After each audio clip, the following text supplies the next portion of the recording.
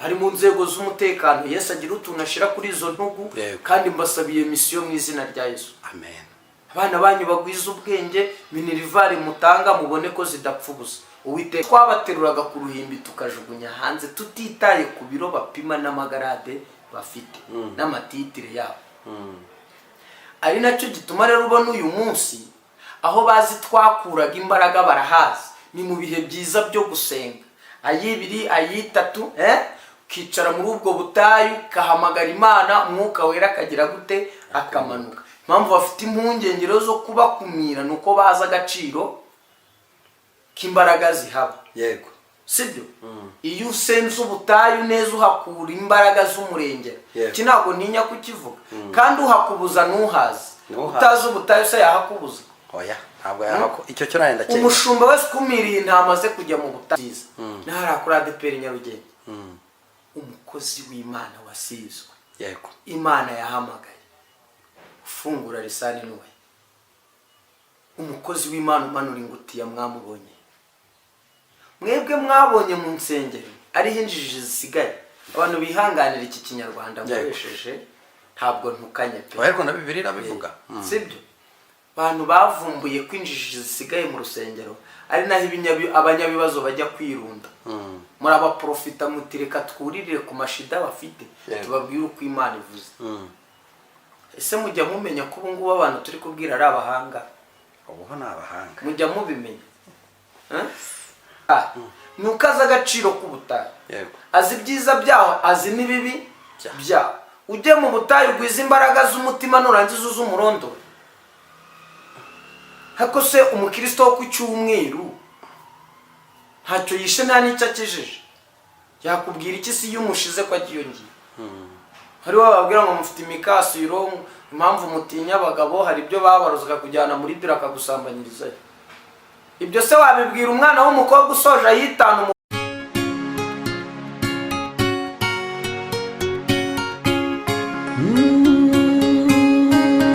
Emana we, Yesu we, ingoma yawe ni amamare.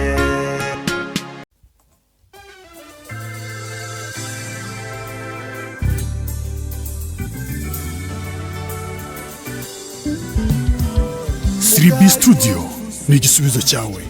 Bahanzi, baririmbyi, namwe makorari mwifuza gukoresha indirimbo zanyu muri studio, ni mugane Siribi Studio tubakorere neza audio na video. Wifuza gukora live recording cyangwa se live, tugane tubigufashemo. Wowe ufite ubukwe ukaba ukeneye abagufatira amashusho n'amafoto yabyo neza, ntugire impungenge, gana Siribi Studio. Ibiciro byacu ntabwo bikanganye. Dukora mu mujyi wa Musanze ndetse no mu mujyi wa Gisoro muri Uganda. Akarusho kandi ku baririmbyi ushaka gukora indirimbo 3 wongezwa iya 4 ku buntu.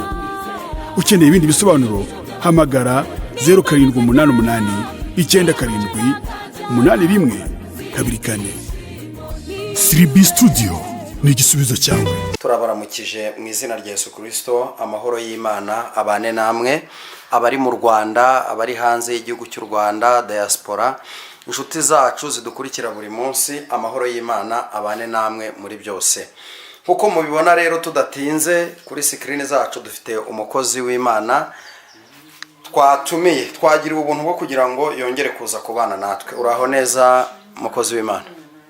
Ndabasuhuje mu izina rya Yesu. Urakoze cyane, natwe turakwikirisha. Amakuru y'iminsi? Amakuru ni meza. Imana ishimwe. Yego, Yesu arabarinze. Yego. Sawa, bidatinze rero reka ngusabe kugira ngo usenge Imana, ahasigaye utugeze. Turakubaza, hari ibibazo bike dushaka kukubaza bijyanye n'agakiza. Nurangiza uraza guhereza abakunzi bacu message Uwiteka Imana aguhaye. Uri Imana y'imbaraga, ni wubahwe none n'iteka ryose. Amen. Imana ishimwe cyane kandi ihimbazwe. Theogene, maze iminsi nkwitegereza nkareba ibibazo cyangwa intambara abakristo muri rusange barwana, baterwa n'abiyita abayuda atari bo. Reka mbivuge gutyo kuko ijambo ry'Imana niko rivuga. ariko bikarangira mbonye Imana inesheje. Ese ni ukubera iki abantu b'iki gihe batiga ngo bamenye kandi barigeze kumenya? Warize? Yego. Abantu mwiganye bose mwarareshyaga se? Oya. Muvuka hamwe? Mwatahaga hamwe se? Oya. Mwaryaga bimwe se? Oya. Oya. None se. Ariko amasomo yaramwe. Impamvu rero hari uzi icyamujyanye. Yego. Hari n'uzi impamvu yagiye kwiga. Uzi icyamujyanye yarize. Yego. Kandi yakigezeho. Ariko si utazi icyamujyanye.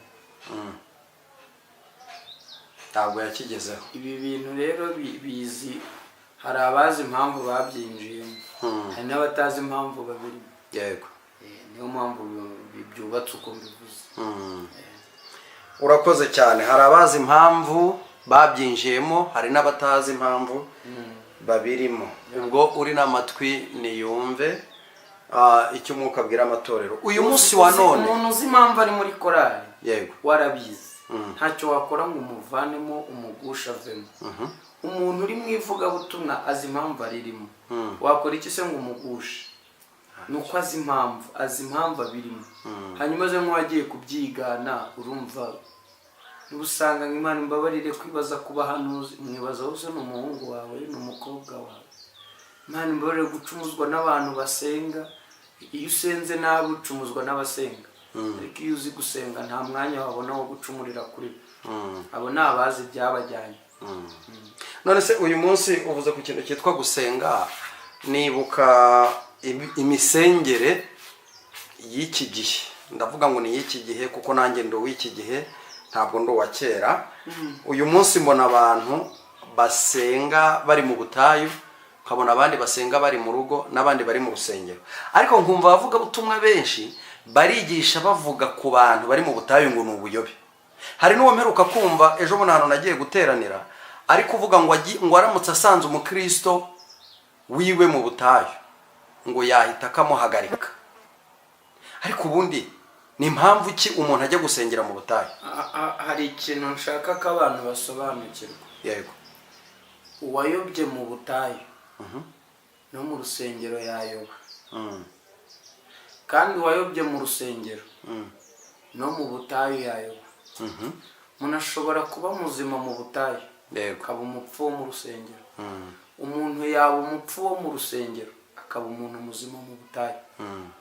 Rero abantu babanze bamenye uwagiye mu butayu yaragiye gushaka iki, wahisemo kujya mu rusengero we yaragiye gushaka iki. Hanyuma icyo ushaka kuvuga, ndavuga ku mpamvu ebyiri. Yego. Hari impamvu y'uwagiye mu butayu pasiteri atashaka ko amenya. Yego. Icyo nzi ni kimwe, iyo twagiye mu butayu tumenya amafuti y'abadushumbye. Ndakumva cyane. Noneho pasiteri afite impungenge z'uko uyu mukristo nakomeza kugenda mu butayu azamenya byinshi. Icyo ni kimwe. Yego. Icya kabiri, birashoboka ko pasiteri hari ibyo ashaka kurinda umukristo we mu bibere mu butayu. Aha rero nta n'umwe ufite igisobanuro, kereka uwagiye mu butayu niwe ufite igisobanuro cy'impamvu yagiye mu butayu. Na pasiteri impamvu yabujije umukristo kujya mu butayu, pasiteri wenyine niwe ufite igisobanuro. Ndasubiramo. Njyewe Theogene ndi pasiteri nibishaka Theogene. Yego. Amafuti nkora, abakristo banjye niba bakomeza kwihata ibihe byiza byo gusenga, yego, bashobora kuzayamenya. Nintababera intandano nzajya hanze. Yego. Icyo ni kimwe. Icya kabiri, nshobora kugira impungenge z'uko bayoba bakandura kurushaho. Yego. Ni ibintu bibi. Nicyo gisubizo. Noneho muri rusange abafite ubwoba ko uko basenga cyane ariko bazareba umugabo w'umuhehesi, yego, umusambanyi, ntabwo ajya akunda kubohora umugore we kujya gusenga. Amenya amafuti kugira ngo atamenya amafuti yiwe. Yewe, ibyo bintu uvuze bishobora kuba ari ukuri pe. Mu butayu rero harimo ibintu byinshi. Ibyo bintu rwose harimo ibintu byinshi. Yego. Ubutayu kwe. uyu munsi wa none se wabwira iki abantu bajya gusengera mu butayu basa naho bafite gahunda yo kujya kuvumana? Impamvu ndi kubikubwira, yenda ntabwo ndi bubangamire message uri butangiye uyu munsi, njya nkunda kujya mu butayu ngasanga aho bahambiriye utugozi, ngasanga aho bashyize udupapuro bagiye batumanika, wakarambura ati runaka azapfata byaye, ariko mu by'ukuri iriya mivumo irafata. Kuki umbajije iki kibazo suru? Nuko uri umuhanga mu by'umwuka. Ndi umuhanuzi? Ntabwo ndi umuhanga. Oya, reka twumvikane toje. Ahubwo kuki umbajije iki kibazo uri umuhanuzi? Nyine impamvu kikubajije nuko nta mukuru utagira mukuru. Igisubizo kirabaza ngo yego, turukumvikana neza. Guhanura ni impano y'umwuka. Yego. Ikora ibintu ibi bibiri. Yungura nyirayo, ikungura n'itore. Yego. Hari ukuntu umuntu Imana imuhamagara kuba ari umuhanuzi akagira ngo no kujya kuzingura ibyananiranye nawe nabyo biramureba. Yego. Ubundi kujya kuvumana mu butayu se ubundi kuki bajya kuvumana? Simbizi. Iyo ni imyuka ya kamere. Umuhanuzi wese utarakebwe. Yego. Umunyakamere. Nibyo bimuranga. Yego. Uwo si umukristo. Ni umuhanuzi ariko umunyakamere. Yego. Hari icyo bari bungireze? Ntacyo bari kugira. None se ko bafite kamere yo kujya kuvumana, rimwe na rimwe bakavusha amaraso atariho urubanza, wababwira iki? Nihe message wabaha nkawe? Byakubayeho se akaba hari wakuvumye bikagufata? Ntabwo byambayeho, ahubwo nagize ubwoba. Ejo bundi ubwo nari ndi mu butayu, nagiye nko mu butayu butatu, ngenda ntembera ndeba uko amakuru ameze, nza kugera ahantu hagiye hari udupapuro, ahandi hari ibintu bagafata icyatsi bakagipfundikana n'ikindi bagashyiramo agapapuro. Ibi bintu byanteye ubwoba, ndavuga ngo nzabaza. Nuko uti nzabaza. Nzabaza umunyamwuka ambwire koko mu by'ukuri. Ariko se kubikora barabikora, ariko se birakora? Ahubwo iyo ufata umwe muri bo. Yego. Kabazo utariko ibintu murimo birakora. Ntawe nahasanze. Nasanze bigiye bipfunditse gutyo. Hanyuma si ukuroga kucya kuroga ukaburya bukakwica cyangwa ntibukwica. Ni abahanuzi b'abarozi b'abagome. Sibyo? Kandi reka mbabwire. Yego. Umuhanuzi narababwiye ngo akwiriye kurangwa n'imbabazi kuruta imbabazi kuruta urukundo. Yego. Ndasubiramo. Imbabazi nyinshi kuruta urukundo. Uru rukundo n'imbabazi kimwe ni imfura, ikindi ni bucura. Bavuka ku mubyeyi umwe. Yego. Rukundo na mbabazi nyina n'umwe. Biragoye kubabarira umuntu utagiriye imbabazi. Yego. Ngo nuko umukunda. Ngo ngo ndakubabariye kuko ngukunda. Oya. Yego. Habanza imbabazi hagakurikiraho urukundo. Yego. Abahanuzi rero batagira urukundo kandi babahanuza batagira n'imbabazi. Yego. Nibo abo ngabo. Sibyo? Yego. Arumva si biriya bintu birakora? Yego. Birakora ndetse na cyane. Sibyo? Yego. Birakora ngerekeho ngo cyane. Birakora. Sinzi niba ngusubije. Urakoze, uransubije. Birakora nibyo kuko tubona benshi bisanga mu bibazo batahamagaye, ariko navuga ngo Imana irengere ubwoko bwayo kandi irengere abantu bayo, itanga agakiza kanya. Ahubwo kuki bikora? Nicyo nari ngiye kubaza. Kuki bikora? Bigakora kuri umuntu, umubyeyi yasigaye mu rugo ari kwita ku bana, ni umuririmbyi yenda runaka, ariko umuntu kuko yagiyeyo ntamugaburira uko abishaka cyangwa ntagire icyo amufashije, ahise amumanukira umusozi cyangwa amuzamukiye umusozi, aramuvumye birakunda. Kandi mu by'ukuri wa muntu nta cyaha yamukoreye. Kandi umuvumo Bibiliya iravuga ngo ntawe uvuma Imana itavumye. None se ubisobanura ngo Imana iba yabyemeye? Ega abarokore mwibaza ibibazo bitari na ngombwa. Hari ibintu bicanga abantu bitari bikwiriye kuba binabacanga. Wabyumvuka ukumva biranasekeje. Yego. Kuki bibafata? Umuntu usenga Yego. akavumwa imivumo ikamufata. Yego. Hari ikintu nshaka ko abantu bahita bumva aka kanya. Amarira y'urengana aravuga. Urumva? Yego. Ndakansubiremo. Amarira y'umuntu urengana aravuga. Yego. Ubu njye wandenganije nakuvuma. Yego. Kandi bikagufata. Yego. Pe ikindi bishobora kuba biri mu mpano yanjye. Ariko iyo ufite urukundo ko ni isezerano Imana yahaye Aburahamu. Yego. Yo ni karande yo mu mwuka ko tubikomora kuri sokuruza Aburahamu. Imana yaramubwiye ngo uzakuvuma nanjye nzamuvuma, uzaguhesha umugisha nanjye nzawumuha. Ni karande yo banukirwa. Yego. Iyo umuntu agiye kukuvuma kugira ngo bigufate ni ibintu bitatu. Icyambere, ndumva iki kintu narigeze kukivuga. Icyambere ni amavuta ukuvuma ahagazemo. Icya kabiri ni amavuta uvumwa nawe ahagazemo.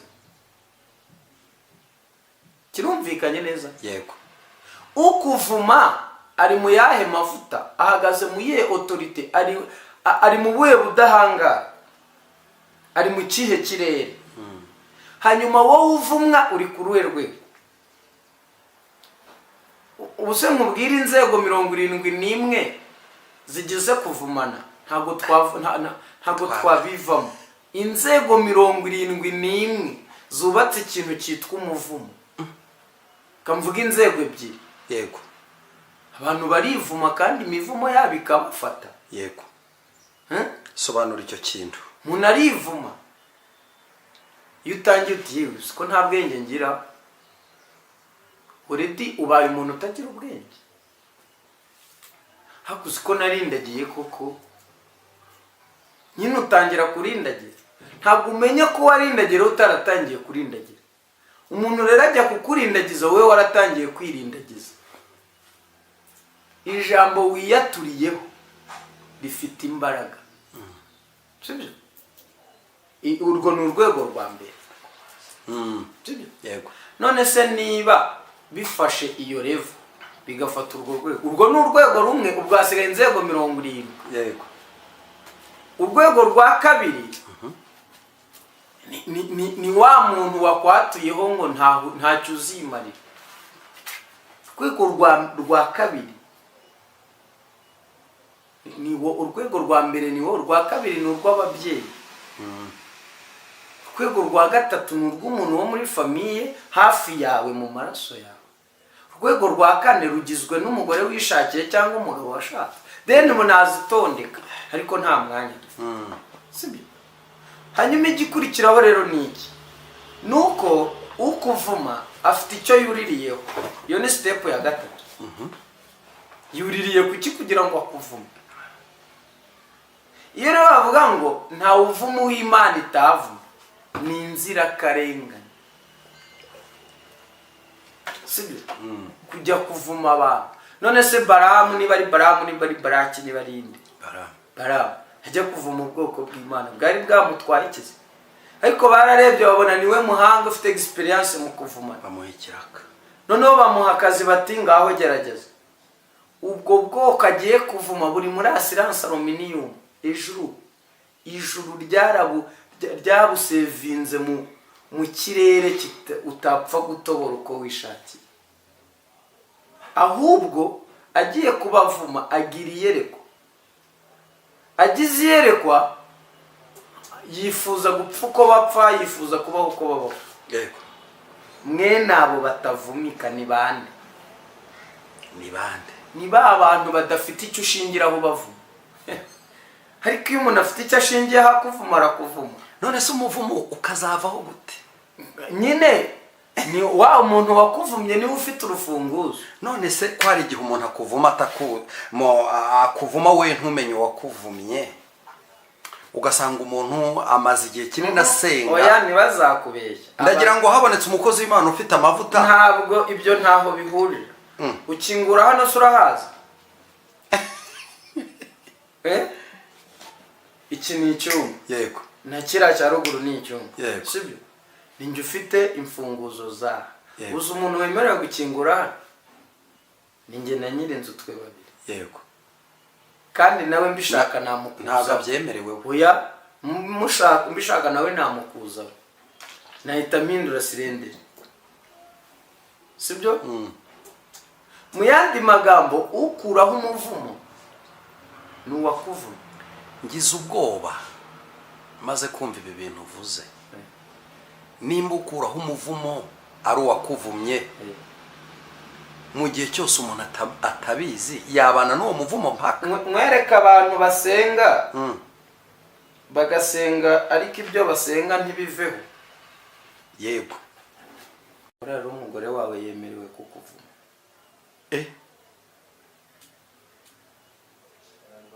yemerewe kumvuma.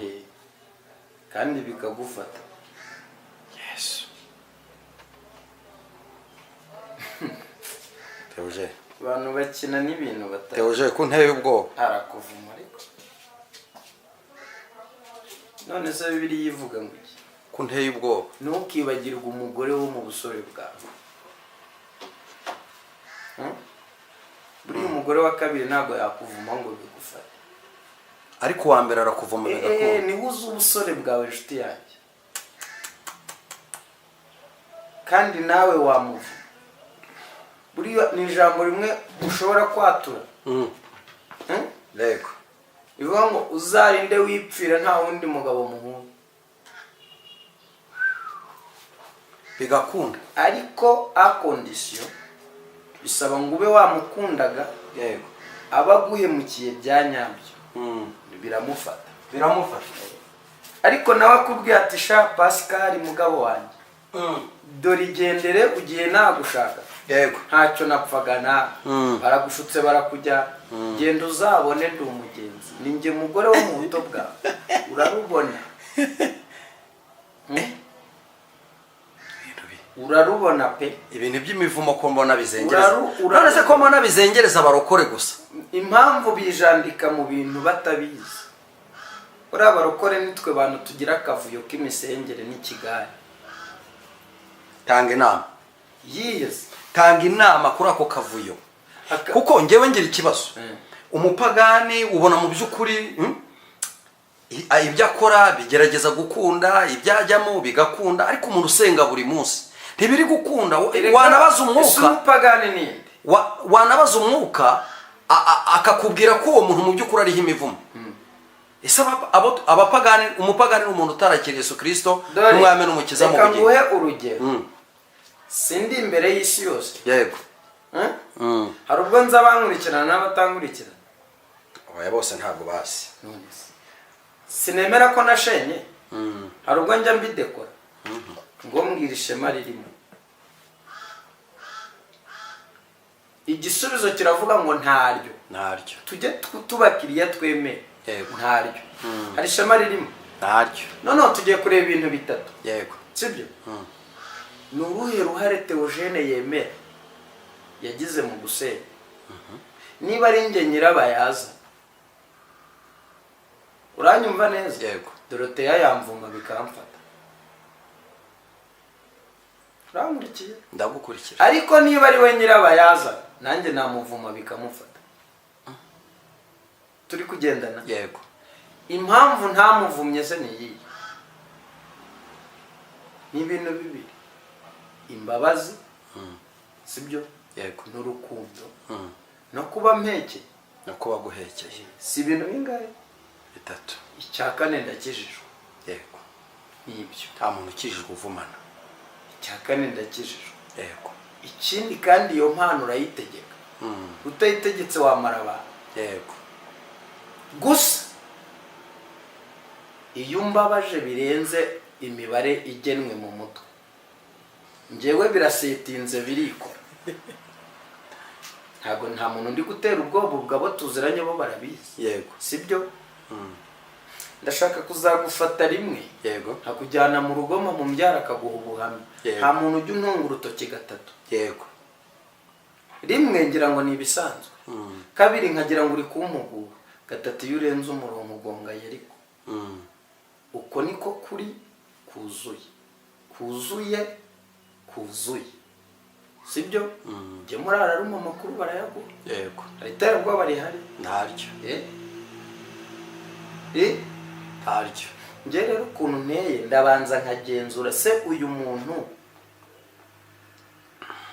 ni ubupagani bumundosheho cyangwa ni ishyari rye sibyo yego nababwiye ngo iki ntabwo nababwiye ngo harica no mutazongera kubona yego murabyibuka se turabyibuka zirihe twarazibuze iherezo ryazo aho zirengeye ntuhazi ibi ntabwo ari ibyo kwirata cyangwa kwiga yego turi ku ijambo rivuga ngo ese kuki umuvumo ufata umuntu useka kandi aseka hari impamvu kuvuma yuririraho aka kantu niko ushaka ko abantu bafata mu mutwe yego niba hari impamvu zitakwemerera kuvumwa nta n'impamvu yo kuvumwa abo niho bibiri ivuga ngo imigambi yabo n'imivumo yabo bizafata ubusa yego inzirakarengane ute se urwanya tukirukamvuma bikamfata kabiri inzirakarengane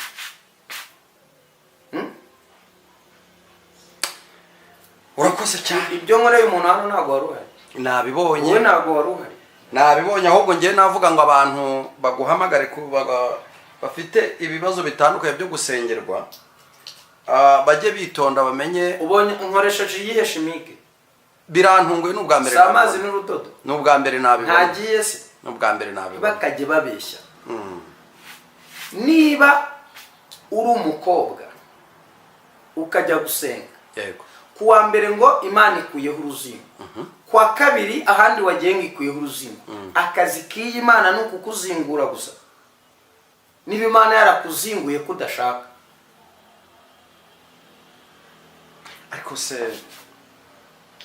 konzi kivuga rimwe bigakunda ndashaka nkura abantu mu rujijo uretse n'urujijo n'injiji kuki se buri munsi bihora bigaruka ariko kubera iki ugiye kanyarira umuhanuzi ati jeti wa iri nusomu nkuyeho uruzingo yego uje kwa Theogene ati rabi dotayime ikuyeho uruzingo akazi k'iyi Mana kuri uyu mwana w'umukobwa ni ukuzingura gusa Imana ikumenyesha ko ikuyeho uruzingo sibyo ikakwima icyo wazinguriwe iyi Mana ibaho ntayibaho ikikwereka ko wazinguwe ni uko uteretwa ugashakwa bakagutwara ariko ikikwereka ko bakubeshye ni uko ibyawe ntaho biva nta naho bijya rero dore sibyo niba Imana ikuzinguye ntihabeho ikimenyetso cy'uko ikuzinguye mu gihe cya covid umuhanuzi yaje nk'inkuba yego ndi mu butayu abyoroga urutoki ahangaha yego ati ndagukingiye ndi Uwiteka ati afatiraho arigendera yego ndaho ndakomeye ni ukuri sibyo undi araza aranterura arambwira ati nkubwize ukuri uko nguteruye kuvanya mu gisekuru cy'iwanyu niyo bazana iki kandi kuva icyo gihe nta bintu wazumbwira ntiwongeye kubona narotaga bapfuye narotaga ndwana nabo twakoranaga mu maresitora n'ibindi bisa izo nzozi ngo mutahe hari deliverance ikorwa na Mwuka Wera hari na deliverance y'umuhanuzi mu mpano ze ni deliverance eshatu nta ya kane ba yego deliverance ya mbere uyikorerwa n'Umwuka Wera deliverance ya kabiri uyikorerwa n'umuhanuzi uri muri iyo mpano deliverance ya gatatu urayikorera yego ni ibintu iya kane wenda da so na nyuma nta yindi niyo mpamvu wakuboshye ni nawe ukubohora yego gute se uza ntabwo bikunda wenda ibingibi byo kuvuga ngo iciye uruzingo mbese iruciye mu kwa mbere yego twongeye guhura mu kundi kwa mbere kundi mwaka uracyari wawe nta gihinduka ku buzima bwawe niyo mpamvu ukeneye umuhanuzi ufite impano yo kuzingura. N'iki ni ikimenyetso cy'umugenzi akoreraho bigaragara kuzingura, hanyuma ukakira kuzingura ugataha. Ni ibikiza. Ubonye se mvuga amagambo atatu, hari haleluya muteresheje. Murakoze cyane, ndabiboneye n'amaso yanjye. Hari igihe umuntu yumva ibintu ariko akabyemera ari uko abibonye. Uyu munsi turi kuganira ku bintu bijyanye n'agakiza. Ndashaka kugira ngo tuvuge ku gakiza n'imyambarire.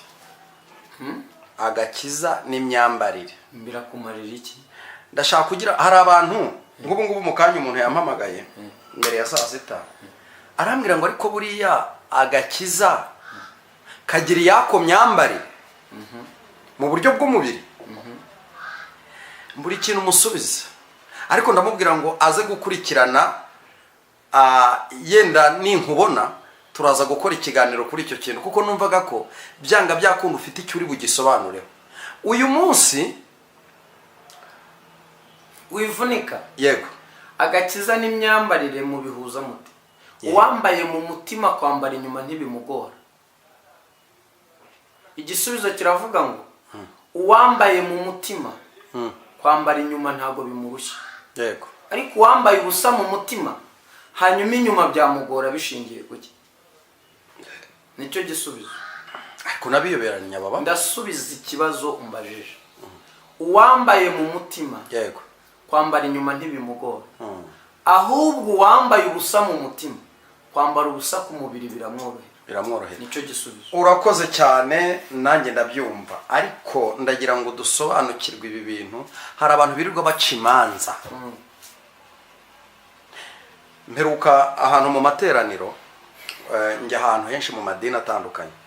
Umuhanuzi yuzura umwuka wera, yari afite imisatsi sinzi uko bayita, iyi baboha direde cyangwa menshi. Yego. Noneho yuzuye umwuka, abantu bahita barahaguruka, umwe mbona ahise afata igitenge ahise amutegesha. Ndavuga eske ntabwo yashoboraga gufata ubuhanuzi adafite igitambaro mu mutwe? Numva ibyo bintu biranyobeye, kandi ntabwo bari bazanye. Ubona ko uwo nguwo yari yaje yicaye ukwe, abafashe urusinga atangiye kuvuga mu ndimi gato. Bari mu mwanya umwe. Bari mu rusengero. Tega amatwi nyine. Ubwo ngusubirishije ibyanditswe. Bari mu mwanya umwe. Bahuje iki? Umutima. Umuriro uva mu ijuru urabatungura. Yego. Nta bari mu kwezi kw'abagore? Barimo. Nta bandi se bari baraye basamye? Barimo. Nta bari baraye se bateye amada? Barimo. Kuki se bose umwuka bawuzuye? Hari ikintu kiba mu bujiji bwitwa imisengere. Imisengere y'iki gihe irimo ubujiji bwinshi. Yego. Umwuka wera afite ugomba kuwuzura n'utagomba kuwuzura. Ndagira ngo dusobanure. Uwemera Yesu Kristo wese nk'umwami n'umukiza mu bugingo bwe, akaba yaravutse ubwa kabiri, yemerewe 100% kuzura umwuka wera. Ahubwo uwo mwuka wera iyo umaze kuwuzura niwe uza guhindura muri wowe ingeso za kamere. Ndaguha urugero. Yego. Ndi umuhanuzi, ninjye ubyemera njye na Yesu. Wenda nuwo nahanuriye. Simbizi. Babyemere cyangwa babyihorere. Nta nicyo bimbwiye, babyemere cyangwa ntibabyemere.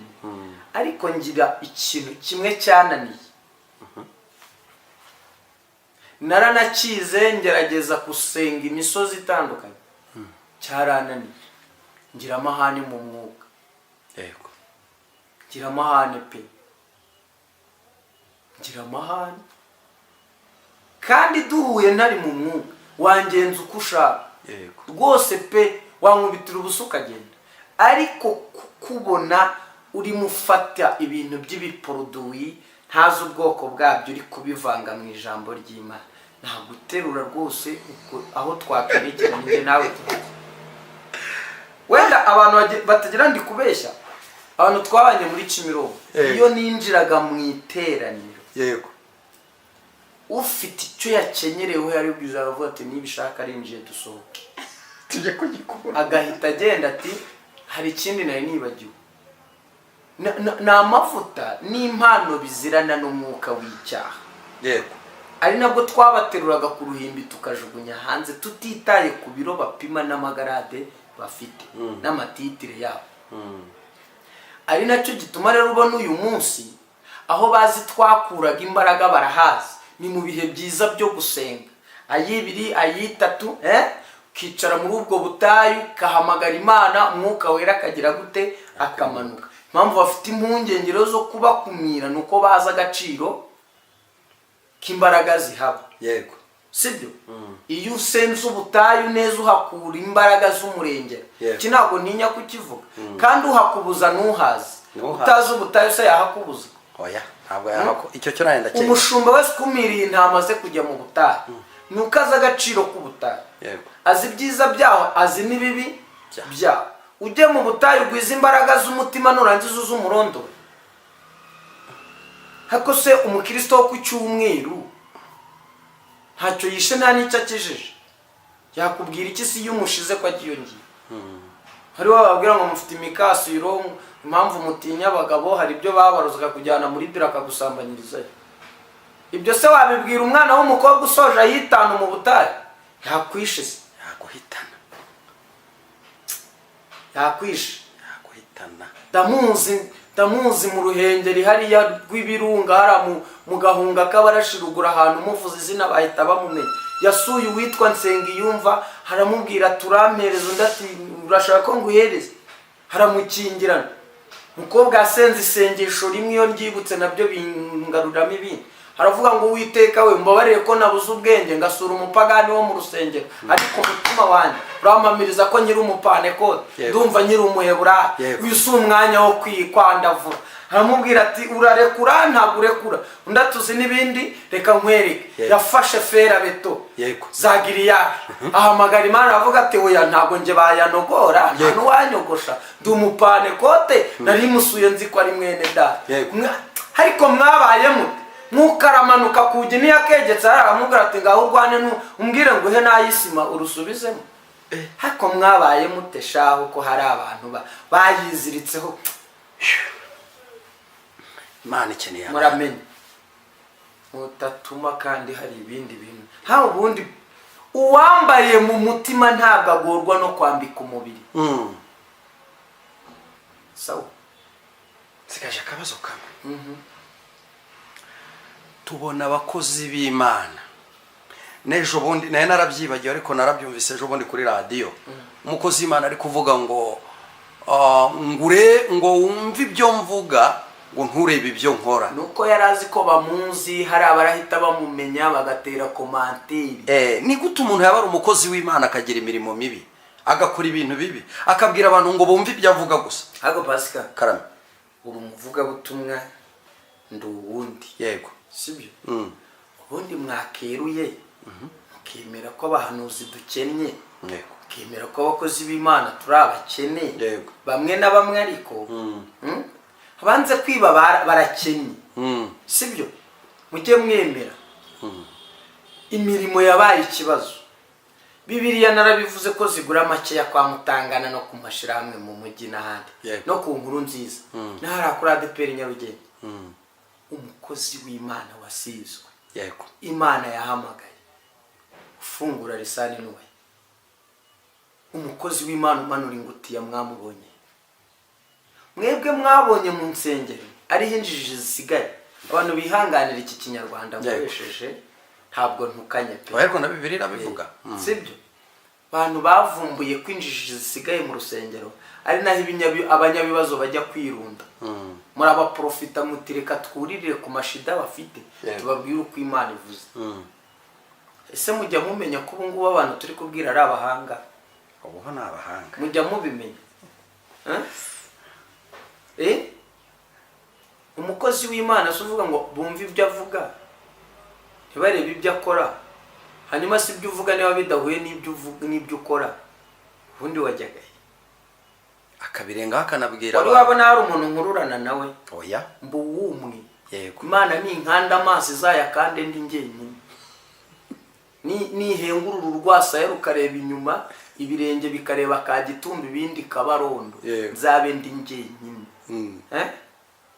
Nta muntu Imana izambaza nacuritse.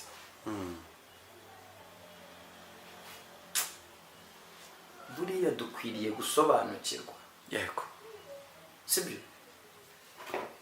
Runaka yarangushije, wigeze uhagarara se? Warahagaze barakugusha? Wigeze uhagarara? Umuntu wubatse urwego rw'agakiza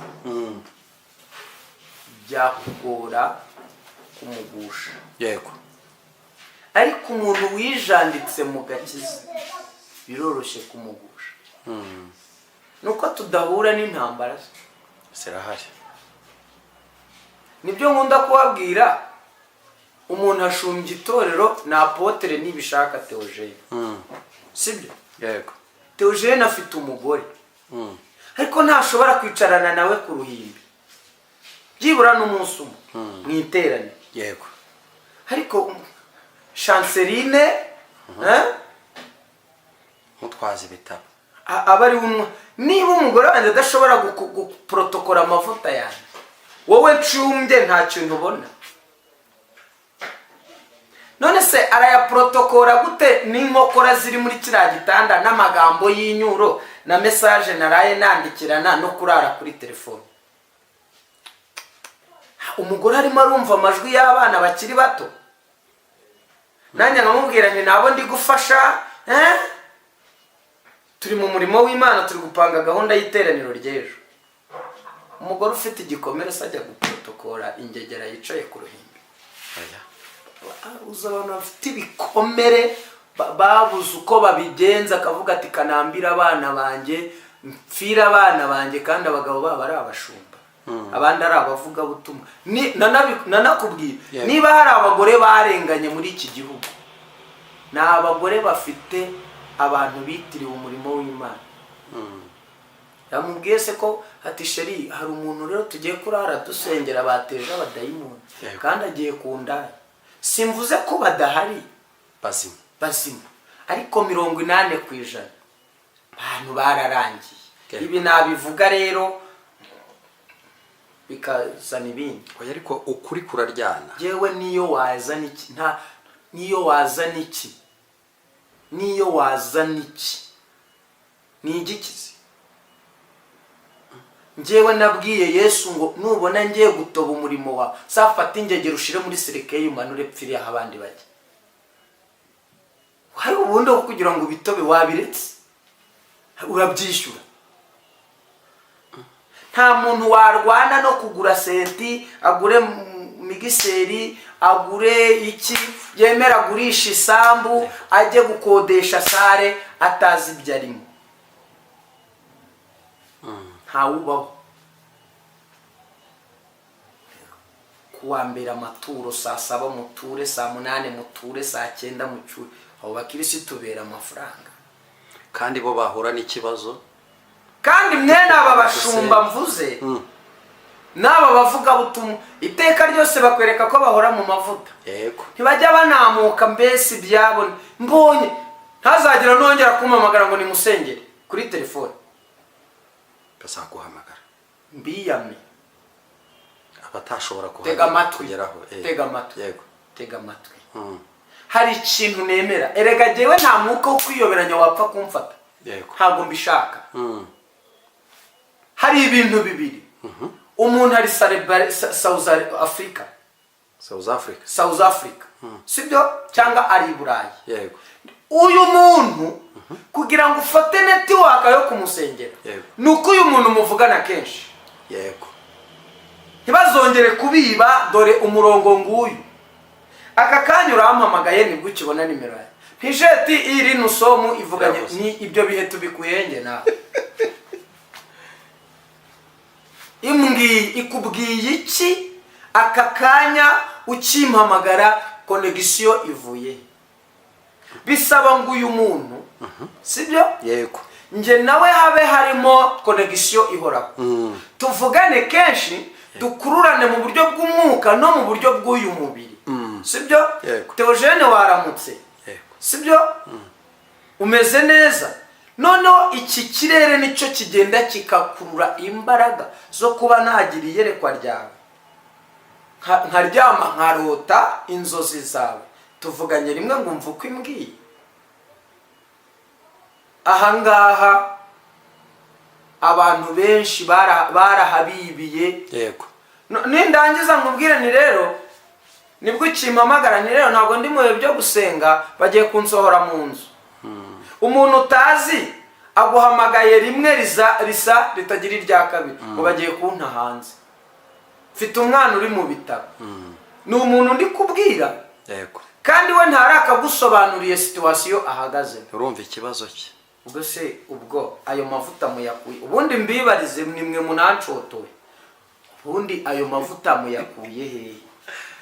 Tujye dukizwa, tugere ku musaraba, nanabibutsa ko ibi bintu tuzabibazwa. Yego. Igihe kizagera, ni mwidegembye, mwishire mwizane, mwibe rwose, mwigenze uko mushaka, mutera abantu b'abandi amadamu yihakane babe bangara muri uyu mujyi rwose nababwiza iki. Ariko igihe kizagera ibibi byose uko byakozwe bijye kuri tele hariya, mwicare mubizi kandi mwibe vuba muve mu nzira. Nje nibaza iki kibazo. Yego. Ayo mavuta ntimwaririmbye, ntimwasenze, ntimwatuye ibyo bihe byo gusenga byo kuri telefone, kuri Airtel, kuri Tekino, kuri Nokia, kuri Samsung. Ibyo bihe byiza mugize kuri telefone mubikuye. Hari akantu uvuze nongera nibuka kandi kantu nibazaho cyane. Ese kuki hari abantu turi kujya tubwira ngo nibature ibyaha byaha, uyu munsi bakakumvisha buryo kikwatura bitari ngombwa, ukanabereka no muri Bibiliya ko byanditse bitakigezweho, ati ibyo bintu wapi? Umwuka wateye wo gushaka ibitangaza. Yego. Ariko abantu ntibashaka kwiyunga n'utanga ibitangaza. Aka kantu kangahuze n'iki kintu. Umuntu agiye kuwa gatatu ahantu cyangwa kuwa kabiri mu materaniro y'icyumba cy'amasengesho. Yego. Sibyo? Yaraye aserera n'umugabo we cyangwa n'umugore we. Yego. Aragiye mu iteraniro ngo Imana imbabarira agasuzuguro no kutubaha umutware. Urinjiji y'umugore. Ufite urufunguzo rwo kukubabarira ni umugabo mwararanye wababaje. None agiye kubyaturira ku rusengero yamusize mu rugo. Biraba byita kwihisi no kwivamo. Uwo warabihemukiye se ntago umuzi. Wabwiye umugabo uti mutware mbabarira, nakubwiye nabi, nakosheje, sibyo? Nakosheje, yego, mbabarira. Ndashaka kujya gusenga ariko mbohotse. Yego. None wowe uragiye uti reka njye kwatura, ndabyaturira ku rusengero. Uti nindamuka naturiye umugore wanjye ko namuciye inyuma ndahita ndusenya. Nubwo ntabwo rwari ruhari. Mushire ku ruhande umubwire uti nukuri kw'Imana. Hari umwuka wateye ashaho niba ari ijambo ntagikunda. Jambo wango ni mu buru ubwenge Imana izabare. Riri gukorerwamo amafuti utabara. None se undi wo kukubabarira ninde ko ari uriya waciye inyuma? Ngo ubuse ngo natuye unamara kwatura ngo rugahita rusenya. Nese ubwo rwari ruhari? Ese ubundi kuki wamuciye inyuma niba wamukundaga? Ibyo bintu ntago ari byo.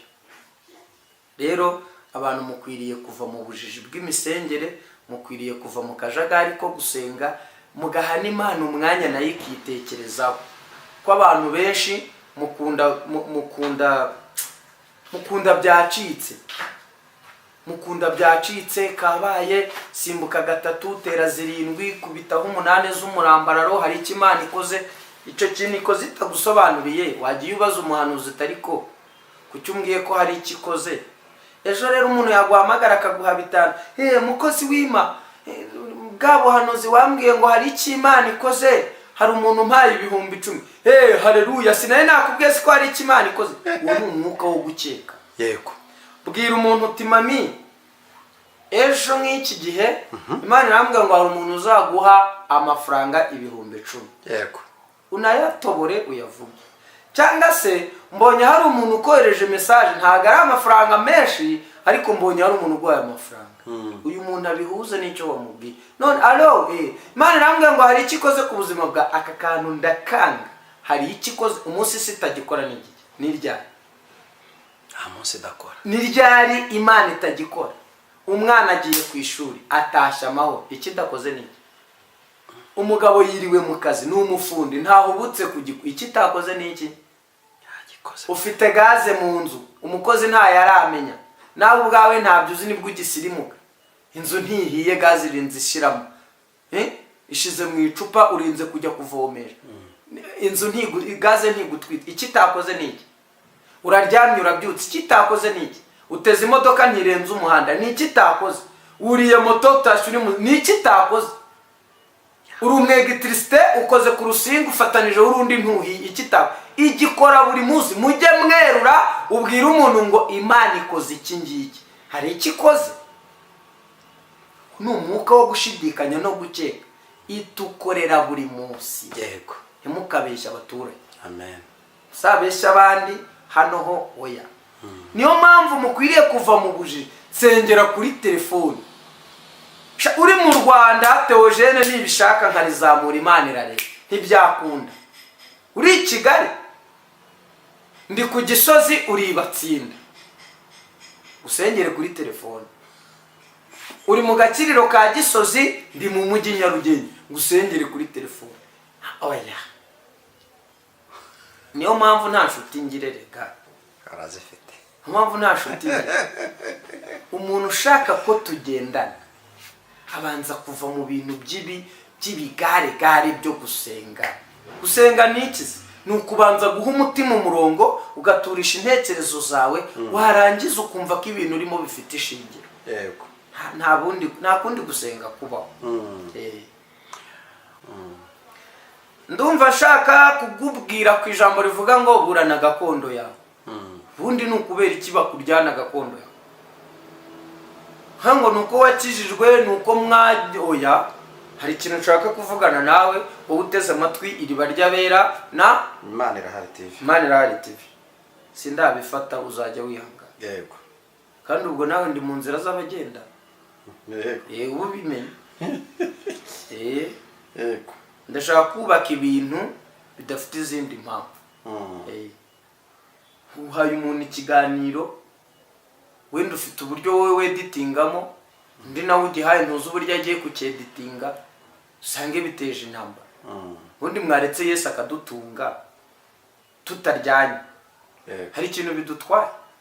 Narababwiye ngo nudashaka kwirukana umuzimu w'ishari, umwuka w'ishari ngo uve mu buzima bwawe, uzapfa uri umukene. Dusome. Bibiliya iravuze ngo ni igitabo cyo Kubara 27.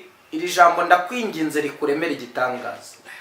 Niba wari warananiwe no kumenya ibyo urimo, dore ngiki igisubizo. Ariko ujye mu mwuka kugira ngo ubyumve. Bibiliya yavuze ngo Uwiteka acira abakobwa ba Selofohadi urubanza. Titire y'iri jambo iravuga ngo shikiriza Uwiteka urubanza rwawe. Wibyihererane. Dusome. Maze higira hafi abakobwa ba Selofohadi mwene Heferi wa Gileyadi wa Makiri wa Manase bo mu muryango wa Manase mwene Yosefu. Aya niyo mazina y'abo bakobwa ba Selofohadi: Mahira na Nowa na Hogira na Miruka na Tirusa. Bahagarara imbere ya Mose na Eliyazari umutambyi n'abatware n'iteraniro ryose ku muryango w'ihema ry'ibonaniro. Baravuga bati: Data yapfiriye mu butayu, kandi ntiyari mu iteraniro ry'abiteranije kugomera Uwiteka. Mwumve rya jambo twarimo birajyanye. Bafatanije na Kora, ahubwo yapfanye ibyaha bye ubwe. Aha hantu abantu bahitondera. Yapfanye ibyaha bye ubwe, kandi ntiyabyaye abahungu. Ku murongo wa 4. Niki cyakuza izina rya data mu muryango we ni uko atabyaye umuhungu uzaduhe gakondo muri bene wabo wa data. Aha muhitondere,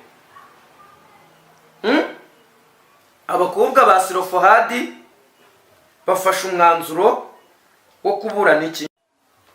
Ku murongo wa 5 Mose ashira Uwiteka urubanza rwabo. Uwiteka abwira Mose ati uzabahe gakondo.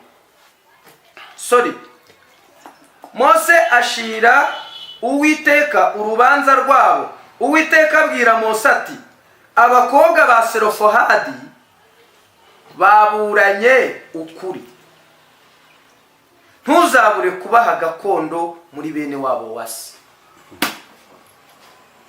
Mwakire neza ijambo ry'Imana. Ushimiye Imana. Urumva aba bakobwa batisobanukiwe, ngo nuko nta basaza babo bagira, ntabwo bisobanukiwe se. Arisobanukiwe. Hanyuma Mose abuze uko abigenza, kuko mu muco w'Abisirayeli ntabwo abakobwa bemerewe guhabwa umugabane. Ariko Mose agize emotion, agize urukundo n'imbabazi, afata decision, urubanza rushira Uwiteka. Uwiteka ni urukemuye. Amubwiye ngo iki? Aramubwiye ngo abakobwa ba Selofehadi ibintu baburanye n'ukuri, ntubure kubaha gakondo muri bene wabo wase.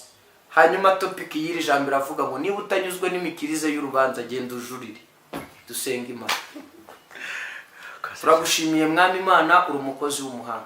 Iri jambo nirigwire mu mitima y'abaryumvise, kandi wagura ubwami bwawe mu mitima y'abakwemera. Mana, ndasenze isengesho rivuga ngo abari baratewe n'umwuka w'ubujije mu misengere, icyo kirere cyeyurwe n'umwuka wera, abantu babashe guhumuka, bamenye uko basenga. Kandi dore indyarya ziragwiriye, niko ijambo ryawe ritubwira ko mu bihe bya nyuma abantu benshi bazaza biyitiriye izina ryawe, ndetse ngo niba na ngombwa bayobye n'abera niba bishoboka. Nicyo gihe twinjiyemo, ariko dusabye umwuka wera ngo akomeze kuba ku buzima bwacu n'abantu tugendana nabo. Mwami, mu izina rya Yesu, urakoze Yesu, kumvise gusenga. Amen. Telefone ukeneye kugira icyo isobanuza ni 0783 0100 2.